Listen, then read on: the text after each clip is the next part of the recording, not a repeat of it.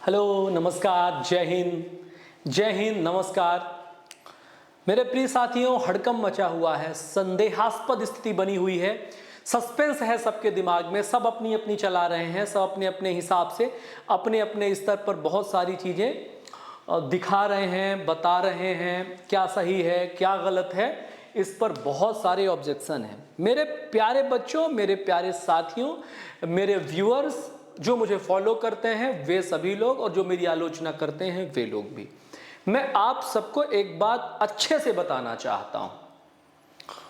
Police control room यानी कि Madhya Pradesh police मुख्यालय में मध्य प्रदेश सब इंस्पेक्टर यानी उप निरीक्षक के सिलेबस को बदलने की पूरी तैयारी है।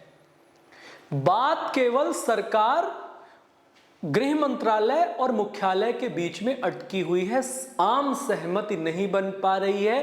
3 से 4 बार फाइल भेजी जा चुकी है। तो सबसे पहले वे छात्र आश्वस्त हो जाएं जो ये कहते हैं कि आपको कहां से जानकारी मिली है। क्लियर बात है, सोर्स क्या है, कैसे मिली है, इस बात को आपको आम खाने से मतलब होना चाहिए, गुठलियां गिनने से मतलब नहीं होना चाहिए। तो ये आपके लिए मैं इंफॉर्मेशन दे रहा हूं कि सिलेबस बदलने की जिद पर ही वैकेंसी अभी तक अटकी हुई है, आ नहीं रही है। तो जो मैंने आपको पुराने वीडियो में बताया था कि जो बदलने वाला सिलेबस है वो क्या हो सकता है, वो हो सकता है प्री और मेंस। प्री का एग्जाम कंबाइंड कराया जा सकता है, कराया जाएगा ऐसा मैंने नहीं कहा कभी भी। मैंने कहा जिस बात पर बात अटकी हुई है वो प्री और मेंस के लेवल पर बात अटकी हुई है। 600 नंबर का मेंस होगा, 100 नंबर का इंटरव्यू और 100 नंबर का फिजिकल और 50 नंबर का इंटरव्यू। 750 नंबर पे मेरिट बननी है। 2 पेपर होंगे। एक पेपर जो पहला पेपर होगा जीएस होगा, उसमें मैथ्स होगी और रीजनिंग होगी। मैथ्स और रीजनिंग के उसमें क्वेश्चन होंगे। सेकंड पेपर में जीएस के क्वेश्चन और रीजनिंग के क्वेश्चन होंगे। यानी मैथ्स और रीजनिंग का जो पोर्शन है वो सर्वाधिक रहने वाला है। मूल विधि भी जोड़ी जाएगी। उसके बाद 50 नंबर का इंटरव्यू होगा अगर सिलेबस बदलता है तो। कई छात्रों ने हमें ये कहा, प्रेरित किया इस बात के लिए, और उन्होंने मुझसे अपेक्षा रखी है कि सर अगर सिलेबस नहीं बदलता है, मान लीजिए सिलेबस नहीं बदलता है, मानना है कि सिलेबस नहीं बदलता है, तब क्या सिलेबस होता था, क्या सिलेबस होगा और कैसे उसमें रणनीति बनाई जाए तो हमारा सिलेक्शन हो जाए। तो पुराना जो सिलेबस है आज मैं उस पर चर्चा करने वाला हूं। अगर सिलेबस नहीं बदलता है, उम्मीद करते हैं कि ना बदले, क्योंकि बहुत सारे बच्चों की तैयारी पुराने सिलेबस के हिसाब से है, तो हम सब यही आशा करते हैं मेरे प्यारे भाइयों कि सिलेबस ना बदले, क्योंकि अचानक से सिलेबस बदलना डिजास्टर होता है, बच्चे टैकल नहीं कर पाते। हम भी जानते हैं, आपके लिए खड़े हैं, आपके शुभचिंतक हैं, मेरा व्यू बढ़े नहीं बढ़े। कई बच्चों के कमेंट आते हैं, टीचर अपने लिए कॉन्शियस तो होता ही है, साथ में अपने जुड़े हुए लोगों के लिए कॉन्शियस होता है, क्योंकि एक टीचर का अस्तित्व आप लोग हैं।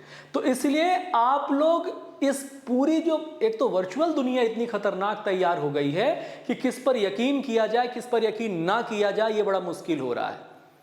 सभी को लगता है कि सभी भेड़ चाल चले जा रहे हैं, व्यूअर्स बढ़ाने के लिए कुछ भी बोले जा रहे हैं। ऐसा नहीं है। कुछ लोगों को आप छांट करके कटघरे से अलग रखिए। कुछ लोग आपके लिए जेन्युइन सोचने वाले लोग हैं इस दुनिया में, उसका चुनाव करना सीखिए आप लोग, ठीक है। तो आपके लिए मैं आज कई बच्चों के कहने पर मैं आज बताने वाला हूं कि यदि नहीं बदला तो क्या होना चाहिए सिलेबस, कितने विषय होते हैं, क्या योग्यता होनी चाहिए और कितने में सिलेक्शन हो जाएगा। लिखित परीक्षा, फिजिकल और इंटरव्यू, अगर सिलेबस नहीं भी बदलता है तो मेरे प्यारे बच्चों बहुत ध्यान से सुनिएगा, बहुत ध्यान से सुनिएगा। पहले जो आपका पेपर होता था वो पेपर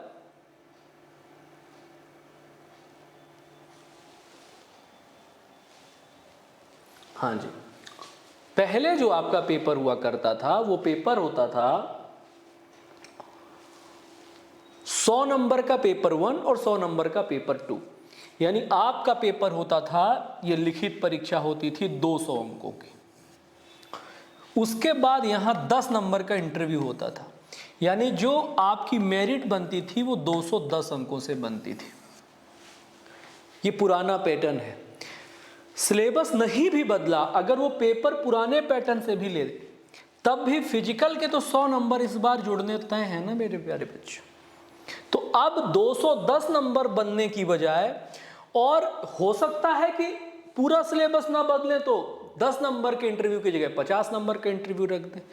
मसला कुछ ना कुछ होगा, ये तय मान के चलिए। फिर भी मैं पुराने हिसाब से बात करूं तो पहले 200 नंबर का पेपर होता था, 10 नंबर का इंटरव्यू होता था, 210 नंबर से मेरिट बनती थी।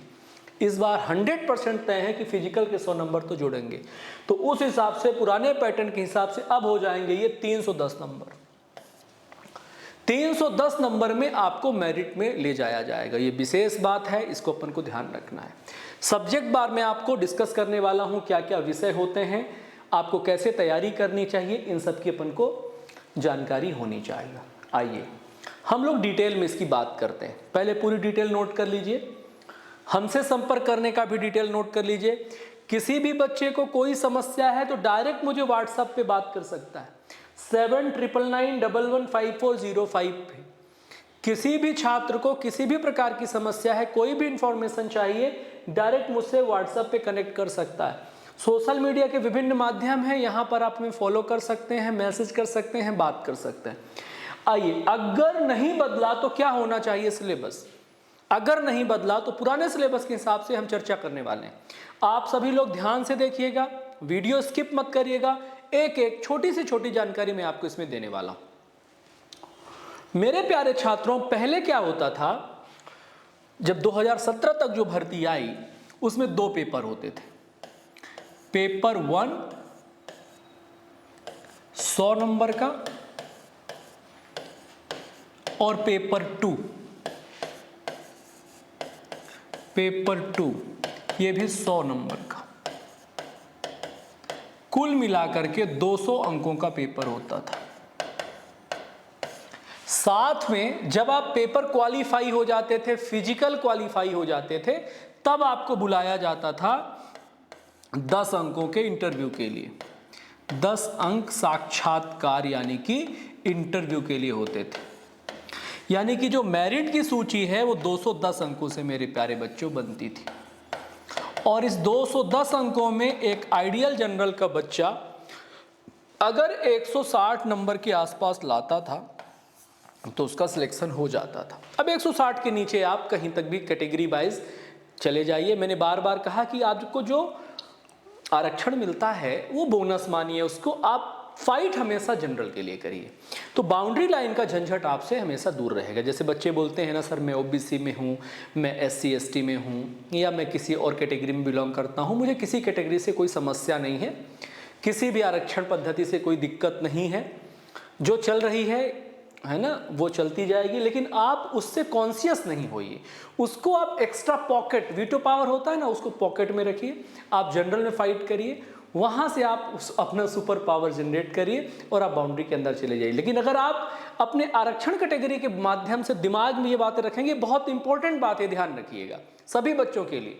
विरोध नहीं कर रहा हूँ, आप लोगों को विरोध के स्वर पहले सुनाई देते हैं, मैं किसी भी प्रकार का विरोध नहीं कर रहा हूँ, बहुत सिंपल सी बात बता रहा हूँ। आप बहुत सिंपल स्टोरी है। अगर आप लोगों को किसी को भी बाउंड्री लाइन क्रॉस करनी है तो आप 160 के बारे में सोचेंगे। 160 प्लस जिसके अंक हैं वो अंदर चला जाएगा, ठीक है ना। ऐसे बच्चों का सिलेक्शन होता रहा है।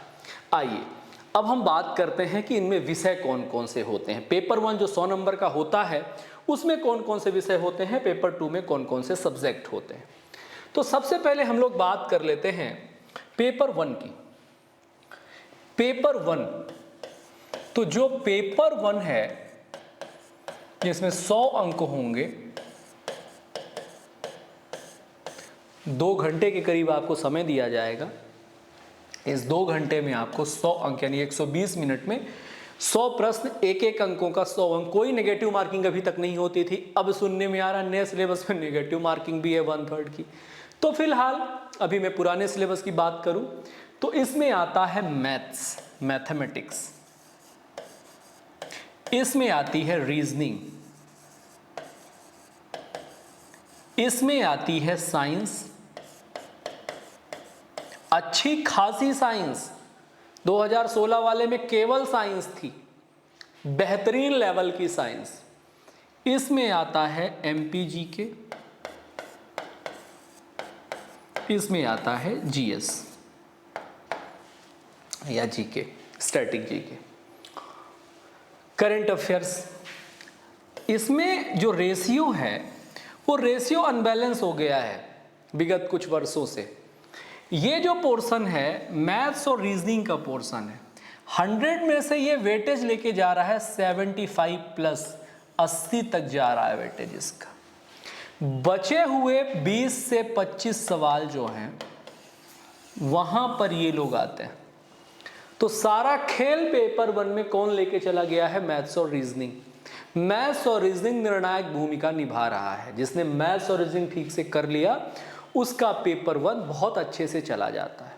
किसी भी प्रकार का क्वालिफाइंग नहीं है, दोनों पेपर का संयुक्त मिला करके मेरिट बनता है। किसमें कितना है किसमें कितना नहीं है इससे कोई मतलब नहीं। तो ये पेपर 1 की रणनीति हो गई। अब सर मैथ्स और रीजनिंग आती किस लेवल की है? तो भैया मैथ्स 0, बेसिक, अर्थमेटिक और एडवांस, तीनों प्रकार की मैथ्स आती है। सर कितने टॉपिक मैथ्स के कर लें तो एमपीएसआई के लिए ठीक रहेगा? 100 टॉपिक, 100 के 100 टॉपिक आपको करना पड़ेगा।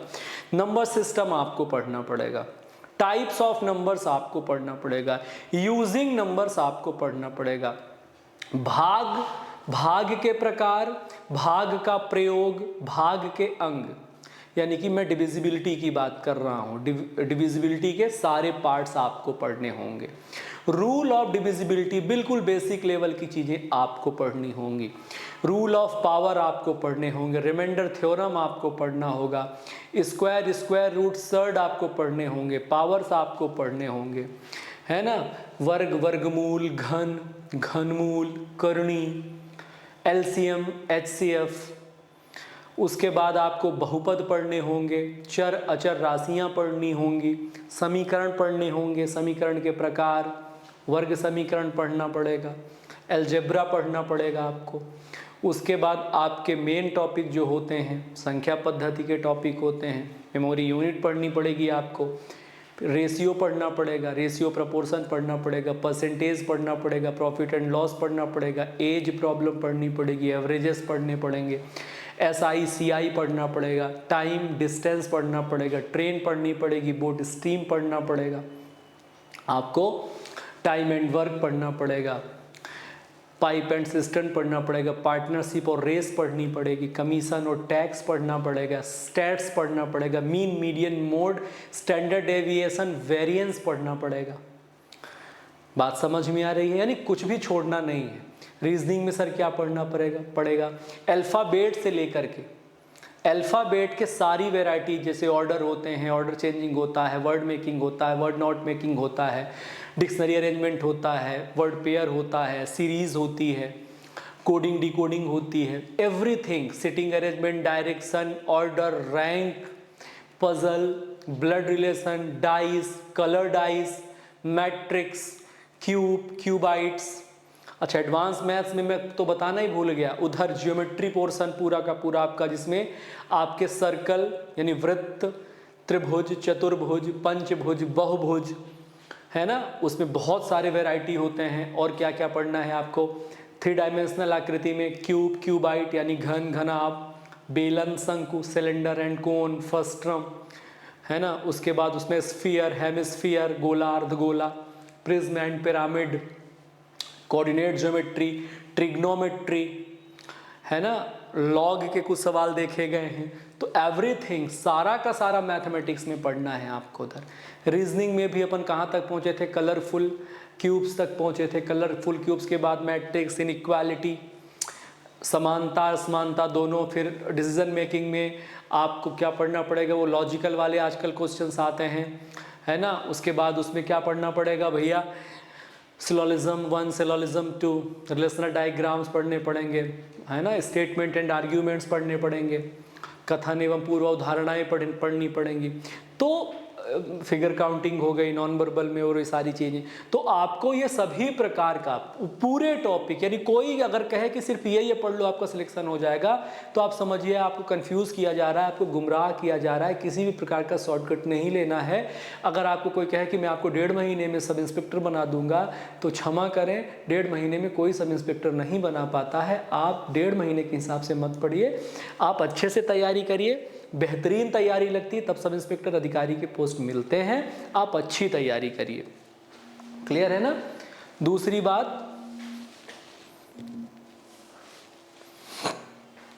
बात ध्यान रखिएगा कि आप लोग जब बेहतरीन पढ़ेंगे, अच्छा पढ़ेंगे, तो ही आप सिलेक्ट हो पाएंगे। सारे सब्जेक्ट आप 1 बाय 1 पढ़ना शुरू कर दीजिए। जब आप सारे सब्जेक्ट 1 बाय 1 पढ़ना शुरू कर देते हैं तो आपके सिलेक्शन होने के चांसेस बढ़ जाते हैं। ठीक है, तो ये हुई मैथ्स और रीजनिंग की बात। टाइम लगता है, 2 महीने 1.5 महीने में कुछ भी नहीं पढ़ते। क्या पढ़ना चाहिए, ऑनलाइन कंटेंट कितना अच्छा है कितना नहीं है, कौन से लेवल का कंटेंट हमें ढूंढना चाहिए, इसका मैं अलग से वीडियो आपको बनाऊंगा। कई बच्चे ऑनलाइन की दुनिया में उस समुंदर में ऐसे घुसे हैं और धंसे हैं कि उससे निकल ही नहीं पा रहे हैं वे लोग, तो उसके बारे में भी मैं बात करूंगा। उसके बाद मैं बात करने वाला हूँ साइंस, बायो, केमिस्ट्री और फिजिक्स तीनों अच्छी लेवल की आती है। समझ लीजिए कि 20 से 25 सवाल आए थे 2016 में। बिल्कुल रेशियो फिक्स नहीं है कि किस चैप्टर से कितने सवाल आ जाएंगे। साइंस अच्छे लेवल की पढ़नी। जनरल साइंस जो लूसेंट वाली साइंस है उससे अब काम नहीं चल रहा है। साइंस एक बेहतरीन लेवल की आपको पढ़नी चाहिए, पढ़नी पड़ेगी, तब जाकर के आपका सिलेक्शन होगा। और मैं कहूँ कि हायर सेकेंडरी लेवल का आप साइंस खत्म कर दें तो आपके लिए बहुत बेनिफिशियल होगा। फिर मैं एमपी जीके और जीएस की अगर बात करूं, एमपी जीके और जीएस क्या होता है, तो एमपी जीके में भी आपको पूरा का पूरा एमपी जीके, ज्योग्राफिकल पोर्शन भी और पॉलिटिकल पोर्शन भी आपको ठीक से ख़त्म करना होगा। फिर मैं जीएस की बात करूं तो भाई हिस्ट्री, पॉलिटी, इकोनॉमिक्स, ज्योग्राफी कहाँ से सवाल आ जाए कोई कह नहीं सकता। मूल विधि का भी चल रहा है, वो भी ध्यान रखिएगा, आप अपने दिमाग में रखिएगा।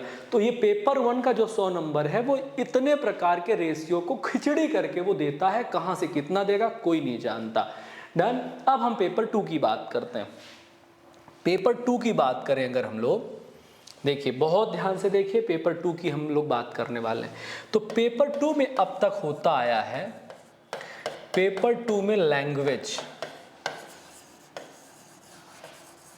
लैंग्वेज यानी कि भाषा।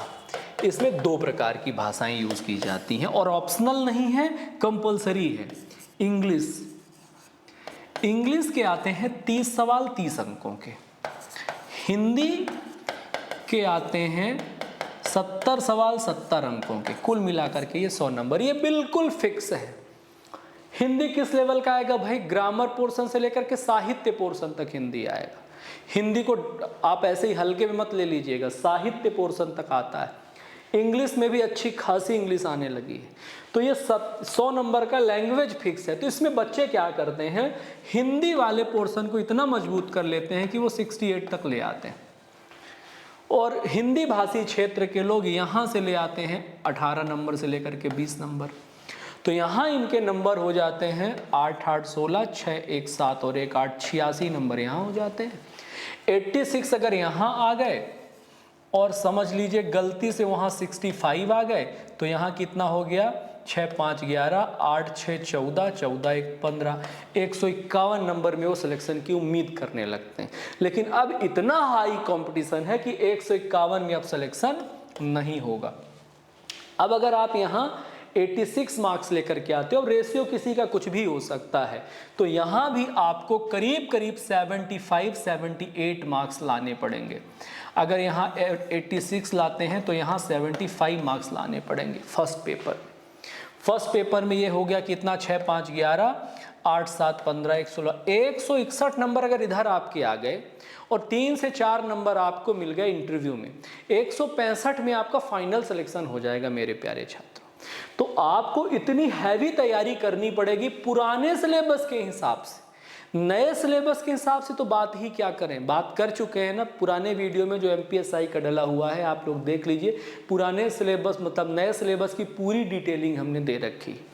दूसरा, हमने जो कांस्टेबल आरक्षक का वीडियो बनाया है फिजिकल के लिए, कितने नंबर मिलेंगे किस क्राइटेरिया में, सेम क्राइटेरिया एसआई में रहने वाली है। तो एक बार आरक्षक वाली जो क्राइटेरिया है जो मैंने फिजिकल के लिए बनाई है वो आप लोग एक बार और देख लीजिएगा, तो आप अपने आप को वहां पुष्ट कर पाएंगे कि आप कितने नंबर ला पाएंगे। ऑन एवरेज जो मैंने जोड़े हैं, एक बच्चा फिजिकल में एक सामान्य तैयारी करने वाला नॉर्मल बच्चा तो 40 नंबर लाना बड़ा मुश्किल हो रहा है, 60 के आसपास नंबर ला लेगा। 60 वहां ले आए आप और 160 मान के चलिए यहां ले आए आप, 160 यहां लाए तो आपके हो जाते हैं यहां 220 नंबर। कितने में 220 नंबर हो जाते हैं भैया? 200 वो और 100 वो, 300 नंबर में से 220 नंबर होगा भैया। 300 में से 220 नंबर अगर आप लाए तब आप जाएंगे इंटरव्यू के लिए। अब इंटरव्यू अगर 10 नंबर का हुआ भैया तो 5-6 नंबर पे आप कंसंट्रेट कर लो तो 225 हो गए, 225 में आप एक सीट ले जाओगे। इंटरव्यू अगर गलती से 50 नंबर का हो जाएगा तो यही खेला हो जाएगा। अगर इंटरव्यू 50 नंबर का हुआ तो बहुत बड़ा गेम होने वाला है, सारा कंसंट्रेशन इस 50 नंबर में आ जाएगा, आप सारे गधे घोड़े एक जैसे हो जाओगे, सब गेम ऐसी की तैसी हो जाएगी। अब ये आपके लक पर निर्भर करता है, आपकी किस्मत पर निर्भर करता है कि अब आप उनको कितना प्रसन्न कर पाते हैं। इसलिए पूजा पाठ भी शुरू कर दीजिए। अगर इंटरव्यू 50 नंबर का है भैया तो आप मंदिर जाना अपने अपने धर्म के अनुसार शुरू कर दीजिए। पूजा पाठ और किस्मत पर ही फिर आपका सिलेक्शन हो सकता है। आप कितना ले आओगे भाई, कितना भी पढ़ोगे आप, यहां बताइए किसी भी रेशियो में आप चले जाओ, यहां 20-22 भी मान लो, 90 नंबर लाना लैंग्वेज में बहुत बड़ी बात होती है। आप 75 से 80 नंबर पेपर 1 में लाओ जो अप्रत्याशित है, इतना अप्रत्याशित है कि मैथ्स रीजनिंग का भी कोई था नहीं है और जीएस जीके का भी कोई था नहीं। तो अगर आप 90 दोनों मिलाए तब तो आप जीनियस हैं, फिर आप 50 नंबर भूल जाइए। लेकिन ऑन मैं भी तो बच्चों से नियमित अंतराल पे मिलता हूँ, मैं भी तो बच्चों को पढ़ाता हूँ ना, उन बच्चों को भी देखता हूँ जो अन्य लोगों से भी पढ़ रहे हैं। सबकी इंटेलिजेंसी तो हमको पता है ना, कितने नॉर्मल बच्चे इंटेलिजेंट होते हैं। तो जो नॉर्मल एवरेज बच्चा होता है उसके लिए ये 220 नंबर लाना भी बहुत बड़ी बात होगी, छोटी मोटी बात नहीं होगी। मैं मानता हूँ कि सर मैं पढ़ता हूँ, 28 घंटे आप पढ़ते हैं, 24 में से 28 घंटे आप पढ़ते। कई बच्चे दावा कर रहे होंगे, है ना, ऐसे कैसे बोल दिया आपने, मैं तो 200 में से 240 ले आऊँगा। मेरे भाई जेन्युइन बात करते हैं जब हम लोग तो ऐसे रेशियो बनाते। आपको कैसे पता, आप अंतर्यामी हैं, इस किस्म की बातों का अर्थ नहीं है। अपन लोग कैसी बातें करें, तर्कपूर्ण बातें करें। तो ध्यान रखिएगा 220 एक आइडियल नंबर है। अगर 10 नंबर का इंटरव्यू है तो बहुत दिक्कत नहीं आएगी। अगर इंटरव्यू 50 नंबर का आया तो बहुत बड़ी दिक्कत होने वाली है, बहुत ज़्यादा दिक्कत होने वाली है। तो मैं तो यही कहूँगा कि 50 नंबर के इंटरव्यू का विरोध स्टार्ट कर दीजिए आप लोग, क्योंकि इंटरव्यू 50 नंबर का कोई औचित्य नहीं रखता है। वैसे भी ग्रेड 2 की जॉब में तो इंटरव्यू हटा दिया था ना, फिर यहाँ पर इंटरव्यू क्यों है? ये ऑब्जेक्शनेबल पार्ट है और ऑब्जेक्शन आप लोगों को लेना होगा। तो इस बात को ध्यान रखिएगा, किसी भी कीमत पर ये 50 नंबर का इंटरव्यू आप लोग ऐड मत होने दीजिएगा। फॉर्म मत भरिएगा, एक भी फॉर्म मत भरिएगा। फॉर्म भी अगर आएगा, अगर बदले हुए नियमों का आपको विरोध करना है तो उसका एक ही तरीका है, बदले हुए नियमों का विरोध करने का एक ही तरीका है कि आप में से सिंगल स्टूडेंट भी फॉर्म भरने ना जाए। लेकिन ऐसा होगा नहीं, सब लोग कोई ना कोई फॉर्म भरेगा, बोले हम तो पीएससी की तैयारी करें। तो अरे कर रहे हो पीएससी की तैयारी, भाई मैथ्स रीजनिंग कहाँ पढ़ा तुमने? मैथ्स रीजनिंग वॉट लगा देगी आपकी, इतनी हाई लेवल की मैथ्स रीजनिंग देंगे वो, क्योंकि पूरा एक पेपर मैथ्स रीजनिंग का ले रहे हैं 300 नंबर का। ऐसी की तैसी हो जाएगी 300 नंबर में। अगर आप बहुत बड़े चौधरी बनेंगे तो इकट्ठा हो जाइएगा सभी लोग। जो सिलेबस बदल रहा है ना, उसमें खुश होने की बहुत ज़्यादा ज़रूरत नहीं है। इतने लंबे समय से जो एक्सपेक्टेशन है ना आप लोगों की, पूरी धरी की धरी रह जाएगी। मैं बता रहा हूँ, कुछ नहीं होने जाने वाला नए सिलेबस के साथ। और नया सिलेबस अगर बदलना है तो 6-8 महीना पहले बताना चाहिए ना। ऐसा थोड़ी ना कि तुरंत के तुरंत आप नया सिलेबस दे दोगे। तो मैंने आपको बताया था, एक संदेह व्यक्त किया था, जो चल रही हैं चीज़ें अंदर अंदर, आपके हित के लिए मैं दौड़ भाग कर रहा हूँ, लोगों से मिल रहा हूँ, भीतर की जानकारी बाहर लेकर के आ रहा हूँ आपके हित के लिए। ठीक है ना। वो लोग लगे हुए हैं कि किसी भी तरह से सिलेबस चेंज कर दें। सिलेबस अगर चेंज नहीं हुआ मेरे भाई, सिलेबस जरूरी नहीं कि 650 नंबर वाले को ही आप चेंज मानो। आप क्या मानते हो, ये 50 नंबर हल्के में ले रहे हो क्या? ये 100 नंबर आपने जो फिजिकल वाले देखे ये हल्के में ले रहे हो क्या? वो बच्चे जो पढ़ लिख रहे थे ना, दांत खट्टे हो जाएंगे भाई, सब इंस्पेक्टर बनते बनते दांत खट्टे हो जाएंगे आपके। वो आपको फिजिकल के नंबर भी लाने पड़ेंगे और वो जुड़ेंगे इस बार। तो 100 नंबर नहीं भी बदला आपका सिलेबस, 200 नंबर का आपका पेपर है, 100 नंबर का फिजिकल है और 50 नंबर का देख लेना 100% वो इंटरव्यू रखेंगे इस जिद में कि कुछ मत मानो, लेकिन 50 नंबर का इंटरव्यू दे दो। आप लोग इस बात का घोर विरोध करिए, घनघोर विरोध करिए। अब बात आती है कौन कौन से लोग फॉर्म भर सकते हैं। दुनिया के, भारत के सारे लोग फॉर्म भर सकते हैं। जो कोटा है मध्य प्रदेश में बिल्कुल निर्धारित नहीं है, बाहर के लोग आराम से आकर के जनरल के साथ फाइट करते हैं। जनरल मीन्स अनारक्षित पदों के साथ फुल फाइट करते हैं और पूरी सीट लेने के हकदार होते हैं। न्यूनतम उम्र 21 वर्ष और अधिकतम उम्र सामान्य की 33। अगर अभी आ गया तो 3 साल कोरोना काल के एक्सटेंड कर दिए जाएंगे। बाकी कैटेगरियों के हिसाब से 5 साल, 4 साल, 5 साल का जो भी कैटेगरी वाइज क्लियर किया गया है वो कैटेगरी वाइज आपको उसमें एज रिलैक्सेशन में दिया जाएगा। योग्यता भैया सिंपल सी बात है, सब इंस्पेक्टर बनना है तो क्या होना चाहिए? आपका ग्रेजुएशन होना चाहिए। अलग अलग लोगों के लिए अलग अलग परसेंटेज इसमें होते हैं योग्यता के लिए, ठीक है ना। तो ये तरीका हो गया। हाइट, पर्सनालिटी, मेजरमेंट और ये सारी चीज़ों की मैं एक अलग से वीडियो बना दूंगा। कितनी हाइट चाहिए, कितना शारीरिक मापदंड चाहिए, और फिजिकल का जो मापदंड है ना कांस्टेबल की मापदंड से मैच करेगा इस बार। उसी प्रकार से अंक वितरित किए जाएंगे। तो एक बार आप लोग जिन लोगों ने नहीं देखा है मैं संलग्न कर दूंगा, डिस्क्रिप्शन में संलग्न है, आप लोग जाकर के देख लीजिएगा। कांस्टेबल के लिए मैंने एक बनाई हुई है जानकारी, आप उसमें देख लीजिएगा। तो आज के लिए इतना ही, आज के लिए बिल्कुल सिंपल इतना ही। बस मेरे आने का उद्देश्य ये था कि कई बच्चों को लग रहा था कि मैं इसमें से चाहता हूं कि भाई ये अपडेट हो जाए या बदल जाए सिलेबस। तो भैया मैं बिल्कुल नहीं चाहता हूं, आपका सिलेबस वही रहे, लेकिन ये 50 नंबर का चिराग जो इंटरव्यू है ये नहीं डलना चाहिए। और आप लोग खूब तैयारी करिए, जी भरकर तैयारी करिए और मुझसे कनेक्ट करिए। मैं आपको ऑथेंटिक जानकारी दूंगा, जहां से लाऊंगा ऑथेंटिक जानकारी लाऊंगा। फॉल्स जानकारी के लिए मैं हूं ही नहीं। मेरे नंबर जरूर ध्यान रखिएगा। आपको मुझसे डायरेक्ट संपर्क करना है तो 7999115405 पे मुझे अपना नाम लिख दिया करिए, उद्देश्य लिख दिया करिए, और आप ये जरूर लिखिए कि आप किसके जरिए मुझसे जुड़ना चाह रहे हैं। आपको मेरे वीडियोस कैसे लगते हैं इसका रिव्यू दिया करिए, बताया करिए, और आपको उससे क्या कुछ जानकारी मिलती है, आपके जीवन में कुछ बदलाव आ रहा है। ये सारी चीज़ें अगर आप देते रहेंगे तो हम आपके लिए कुछ अच्छा कंटेंट जो आपके लिए ज़रूरी है वो लाते रहेंगे। मैं आपका शिक्षक, सारथी, मित्र ललित व्यास पांडे लेता हूँ आज की क्लास में विदा। मिलते हैं फिर किसी इन्फॉर्मेटिव वीडियो के साथ। तब तक के लिए रखिए अपना ख्याल, विश्वास बनाए रखिए। बहुत बहुत धन्यवाद।